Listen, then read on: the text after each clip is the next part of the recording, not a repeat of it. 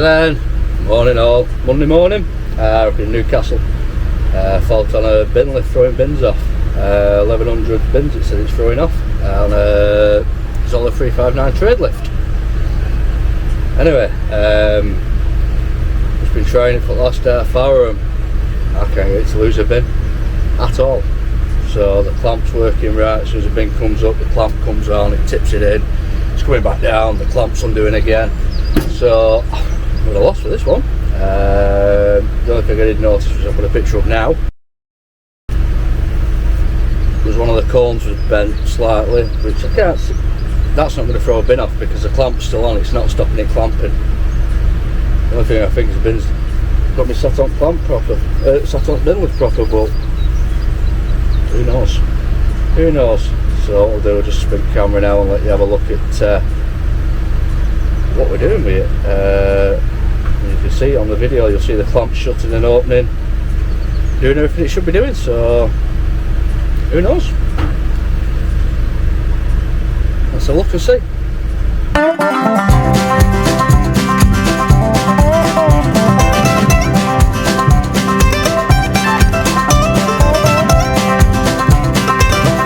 Yeah, so as you can see there on that bit of a video, clamp shuts, gets out at bin, bin goes in, it comes out, clamp opens and drops. And you might have noticed on that clip what I was doing. Once the clamp had opened, I was trying to make the bin lift bounce, so it would throw it off at clamp open. It still won't throw it off at clamp open, so the only thing I can think of is see, that cone that was slightly bent out, that won't do anything, that won't stop the bin, that won't make the bin throw off. I can't see it doing that. So yeah, bit of a loss with that one really. Well, I'll have another 10-15 minutes at it playing with it and see if I can get it to throw a bin off. If it won't throw a bin off, then I can't fix something that's not broken. If the clamp works every time, see, the only reason it can throw a clamp bin off is if that clamp is open. And yeah, bit of a loss with that one, so we'll keep on to do it and see what happens there. Alright guys, so yeah, who knows with that one. Tested that bin lift now for a good 40 minutes, clamps worked every time, can't find anything wrong with it really. The only thing I could find was that cone bent, but that's not really going to make any difference to a bin. So yeah, I think we'll let them run that and see what happens, but I can't get it to throw a bin off anyway. I've tried full bins, I've tried empty bins, I can't get it to throw bins off. So yeah, so what we'll do now, we'll crack on to the next job, which is Edinburgh Council next job. So about 100 odd miles there from here, so what we'll do, we'll shoot off up there and I'll catch you in Edinburgh.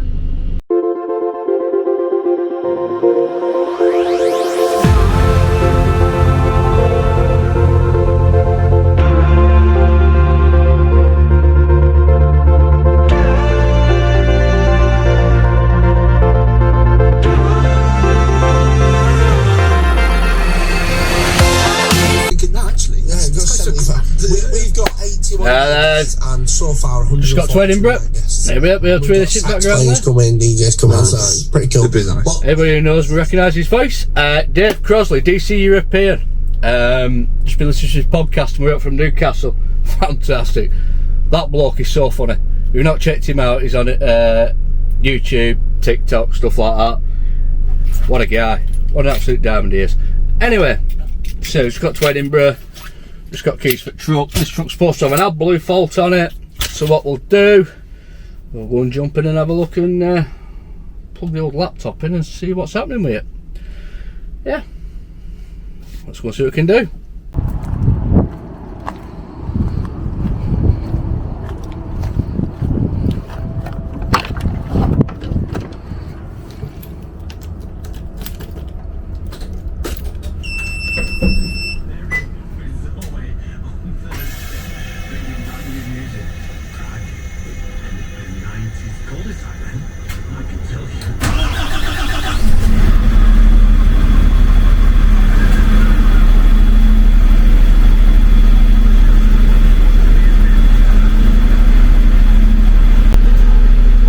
So on dash there it's saying workshop stop, and the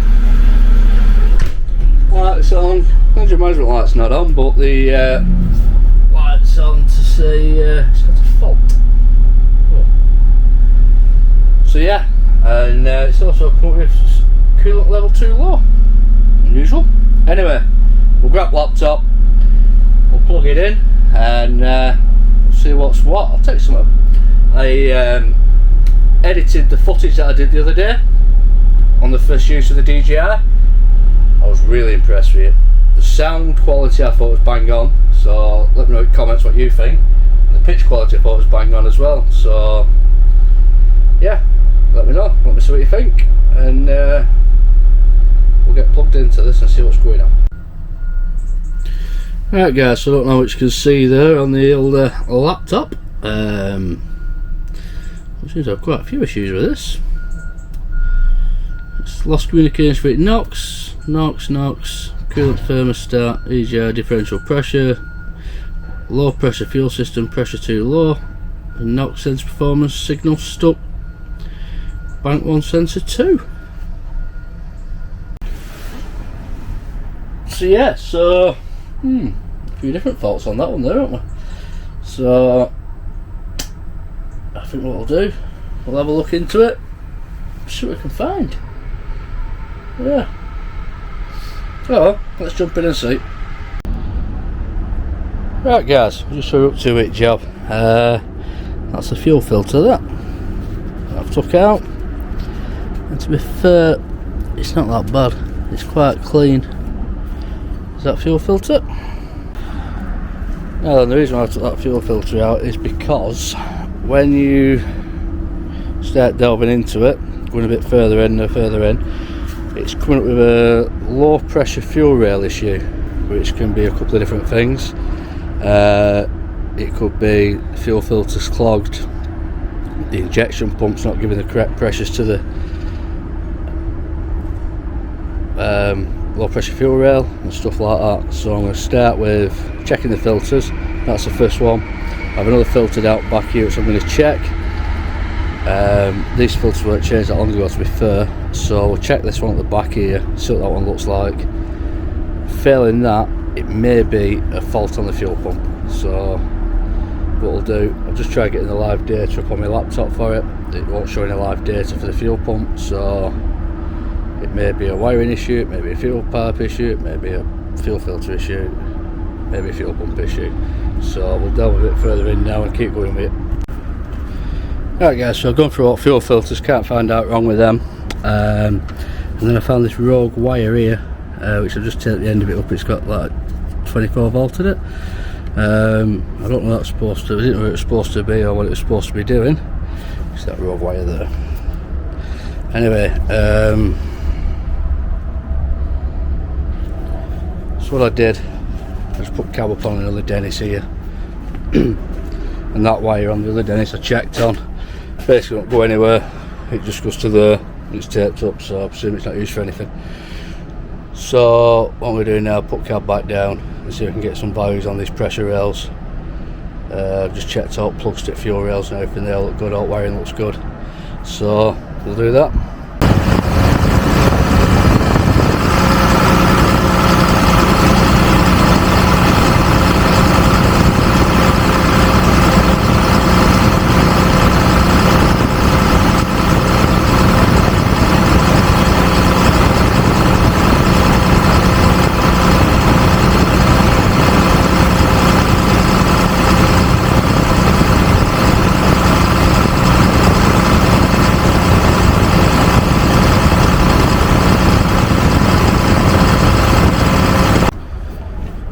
Right, so that pipe you could see then on the rag, that bits of diesel coming out, is the pipe that's going into the exhaust for the regeneration. It's literally just spitting diesel out, and then all of a sudden it'll start giving a bit, and then it'll stop, let's give it a stop.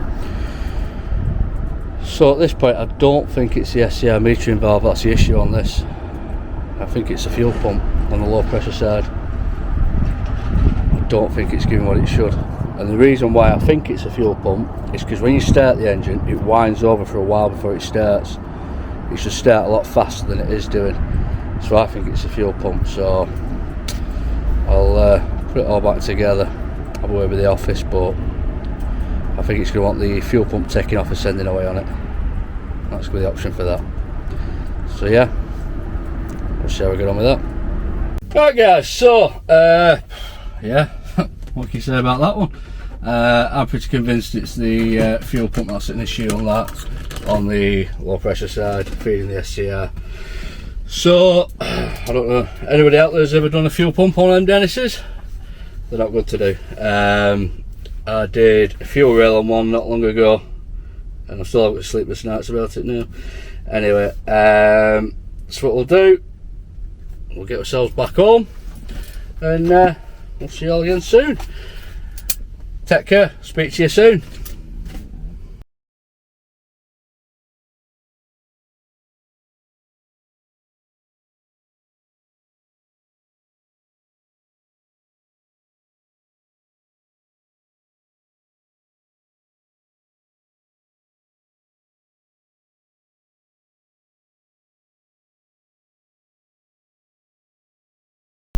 Now then, how's it going? It's currently Thursday morning now, 6:15 in the morning, and just got to a customer who's got a little DAF LF, little DAF off us, LF or 55 or whatever they call them these days, little 12-ton thing. Excuse me, with an ABS fault. So I've just plugged the thing in, got the laptop out. Just give it a quick scan, see what's going on with that, and hopefully nothing too serious. I've got a job after this at Sheffield to go and do, so yeah, let's see what this laptop tells us and take it from there. And there's a fault top back end as well, so it's a bit bumpy, so we'll have a look at that as well, but I'll show you that. Yeah, all is good. Right guys, so them's the faults we've got. The only active one there is failure memory, activating no valuation possible. So looking at that, ECU power supply and what have you, I'm just going to check the fuses first job. Let's keep it simple before we start delving into anything else on that. Right guys, so as it turns out, that fault code, and all the other inactive ones, it's like a safety fault code, which doesn't mean a lot really. I spoke to a lad I know who knows a lot, and I mean a lot about DAFs, and he went through it on his day before me and pointed me in the right direction. He said the only fault code on there that may be any concern is the ABS ring on the near side rear, but I've just checked the ABS ring, everything looks good on that. So we've just got some bolts to put in a bumper at the back, and then we're going to Sheffield to see my mate Darren. Have a look at that engine he's got up there, the one that I timed up the other week on the video. It's time to get it started, so I'm just going to go up and program the injectors and stuff for him like that, and job should be a good one then. So yeah, let's get these bolts hit back, get this laptop put away, shoot to Sheffield there.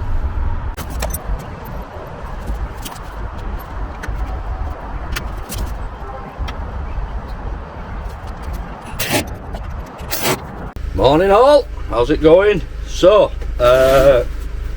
you last saw me Wednesday, and we were at Rotherham doing that ABS fault on that little DAF, and then I went to Sheffield to look at an engine. Unfortunately couldn't read the video at Sheffield, and then Friday I was at Sheffield again, for the video again.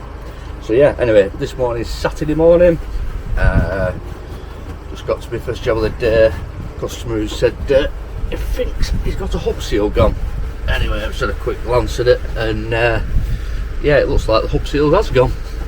So it's a Mercedes Econic on a 71 plate, I believe. So, or 70 plate, might be 70 plate, I think it is. Yeah, it is a 70 plate. So yeah, that's what I'll do. Get all these on, we'll have a look, and I'll just show you what we're looking at now.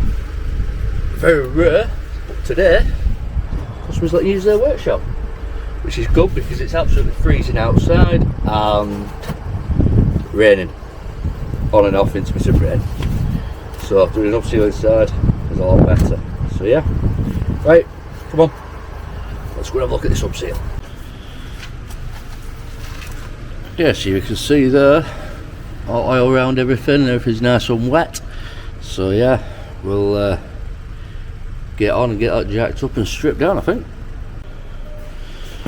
Right guys, so we've got it jacked up now, and this hub on this truck was actually down in January. It was stripped down, so just checking there now with bar, which no, I didn't think it would have. Yes, what I was doing then, I was just checking to see if there's any play in that wheel bearing, as the hub were down in January, so it should become loose. However, 9 times out of 10, if the hub nut does come loose, it will put an ABS fault on the dash, which it hasn't done, so it's obviously just a failure on the hub seal. So what we'll do, not so bad to do on these, it's the power shift and not the hub reduction. So what we can do with that is hopefully leave the disc and caliper and everything in place, which would be good. Make the job a bit easier and a bit quicker. So yeah, we'll get wheels off and then take it from there, eh?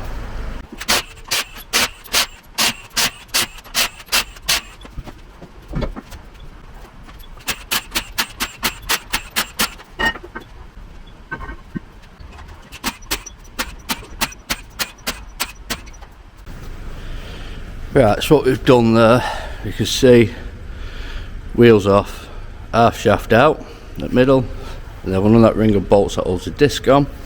That's what we plan now.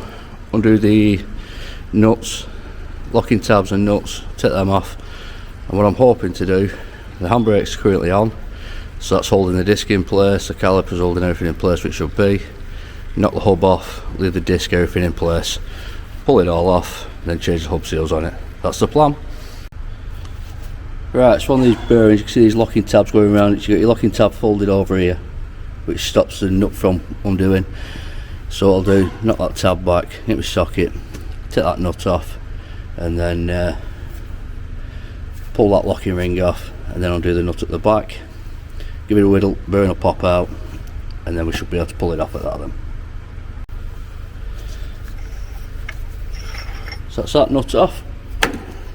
Just drop the oil bucket out of the way, and that locking tab off, and then this one to undo at the back, and then yeah. Right, as you can see, that's all nuts off now, so now it's just literally going to be a case of trying to get used to this DJI, just pulling it off now. So we'll set camera back up out of the way. I just managed to get gear oil all over it and change a lot of settings trying to clean it, but anyway, slowly get used to DJI. Right, so there we have it, that's one hub off. So if you look, that's your ABS ring there, and then inside you've got your inner race bearing, inner bearing, hub seal, hub seal. So what we need to do, knock the ABS ring off, knock the hub seals out, and the hub seals in. But if you look how I've done it, what we've done there, we've left the hub, left the disc, the caliper, everything on. Everything's sat central, so when I put the hub on it, it'll just slide straight back in where it's come from, so job's a good one. One ABS ring out.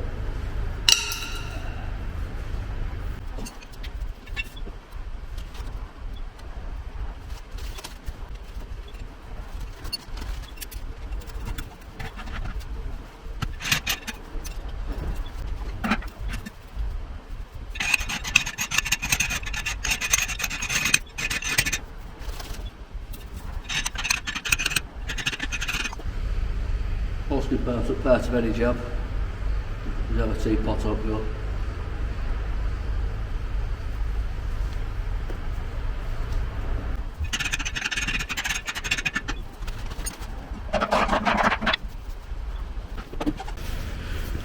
So there we have it, hub back on, hub seal done. So what I just do now is line them bolts up, whiz them up, torque them up, and then bearing in and all the rest of it. So jobs are good on it, that, isn't it? Anyway, let's crack on and get it done. When you're putting them hub seals in, you're going to be so careful you don't damage them going in, because if you do, it will just leak oil again. So right guys, so that's all on, as you can see. So I've put the bearing in, put that nut on. So what I'm going to do now is release the handbrake again, and then I can adjust that bearing to where we want it, get up to the right torque setting, and then when we've done that, we can put the locking tab on, and jobs are good, isn't it, that? And then once that locking tab's on, put the locking nut on, tighten that up, half shaft in, wheels on, road test, fingers crossed, it's all good at that.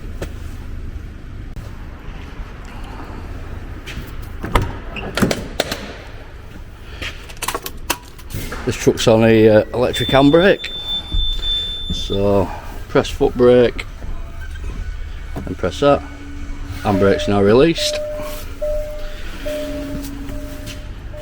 Got a wheel chocks in, open safety first. Got to leave the ignition on, because if you don't leave the ignition on, it reapplies the handbrake so the ignition gets turned off. So yeah, so far for a Saturday, not a bad job, providing it don't or should I say providing it's right. So yeah, what we'll do, get it all built back up now and give her a road test.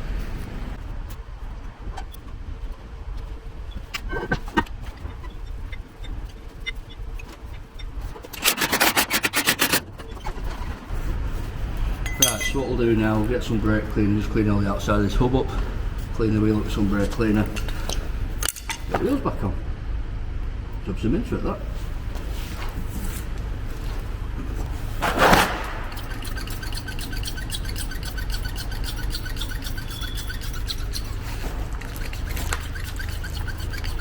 But you know what, the squirter bottle is about added. Sorry boss, I know it's a waste, but this way of doing it.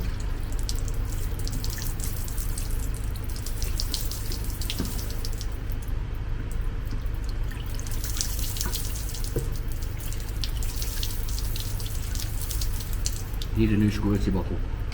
This one's knackered.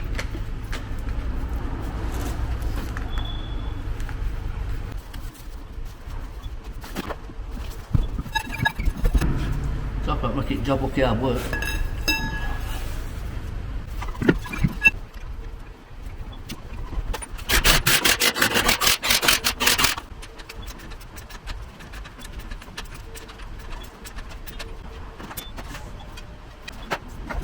Right guys, so you can see there on video I did then, torqued it up, and I just got my bearing to make sure they're not playing that wheel bearing. So what I'll do now, give her a road test, and fingers crossed, she's great at that. I'll road test it, fetch it back, re-torque wheels, re-torque tagging cab. Hopefully, fingers crossed, we're good at that. So yeah, beautiful little job. I don't mind them little jobs, they're alright them ones. Good job. Right guys, so we've just done it on a road test, and as you can see, I took out a road test for about 40-45 minutes. Just re-torqued the wheels, put the wheel markers back on, and yeah, so I'm happy with that. Nice easy job for a Saturday morning. So what we're doing now, kick the overalls off and shoot back to work and give the old van a wash. I hate this time of year, never ever keep it clean. Anyway, let's get on. Now then, that's what we like to see. Back to how she should be, nice, shiny and clean, all ready to get dirty next week. We do it again. Right, so I'm just going to show you something now. We are currently looking for techs, mobile ones, and just show you what's arrived. That guys, 317 Sprinter, top of the range model. Alloy wheels, colour coded bumpers, you name it, it's got it. Yeah, proper van, absolute proper van that, innit? Proper job, 24 plate.